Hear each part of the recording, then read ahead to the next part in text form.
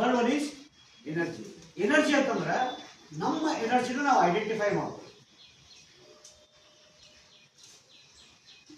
ನಮ್ಮ ಎನರ್ಜಿ ನಾವು ಐಡೆಂಟಿಫೈ ಮಾಡ್ಬೋದು ಹೆಂಗೆ? ಈಗ ನಿಮ್ಗೆ ಎಷ್ಟು ಸಬ್ಜೆಕ್ಟ್ ಅದಾವು? 6 ಸಬ್ಜೆಕ್ಟ್ ಅದಾವ. 6 ಒಳಗೆ ಲ್ಯಾಂಗ್ವೇಜ್ ಎಷ್ಟು ಅದಾವು? 3 ಯಾವ್ಯಾವ? ಕನ್ನಡ, ಆಮೇಲೆ ಉಳಿದ 3 ಮ್ಯಾಥ್ಸ್, ಸೈನ್ಸ್, ಸೋಷಲ್. ಹೌದಾ? ಈಗ ಲ್ಯಾಂಗ್ವೇಜ್ ಟಫ್ ಇಲ್ಲ, ಇವು ಉಳಿದ 3 tough.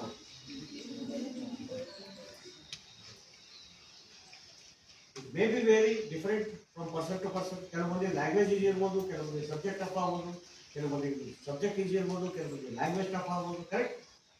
May be very from person to person. But ಈಗ ನಾ ಇದ್ದ ಕ್ಲಾಸ್ ನಾವು ಒಬ್ಬನೇ. ಹೌದಲ್ಲ?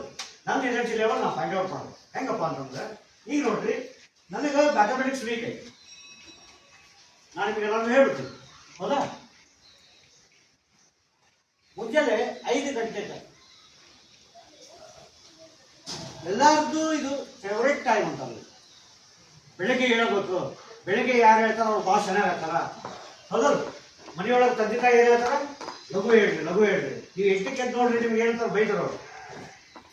ನಿನ್ನ ಕಡೆ ಏನೋ ಆಗಿರುತ್ತೆ, ಲಘು ಹೇಳ್ಬೇಕು, ಬೆಳಗ್ಗೆ ಹೇಳ್ಬೇಕಂತ. ಬೆಳಗ್ಗೆ ಹೇಳೋದು ತಪ್ಪಲ್ಲ, ಬಟ್ ಎಲ್ಲರಿಗೂ ಮುಂಜಾನೆ ಹೇಳಲಿಕ್ಕೆ ಆಗ್ತಿರಂಗಿಲ್ಲ ಅಥವಾ ಖುಷಿ ಇರಂಗಿಲ್ಲ. ಕೆಲವು ಮಂದಿ ಏನು ಮಾಡ್ತಾರ, ಬೆಳಗ್ಗೆ ಎದ್ದ ಕೂಡಲೇ ಆಕ್ಟಿವ್ ಇರ್ತಾರ. ಕೆಲವು ಮಂದಿ ರಾತ್ರಿ ಹೆಂಗಾಗುತ್ತೆ ಹಂಗೆ ಆಕ್ಟಿವ್ ಇರ್ತಾರೆ.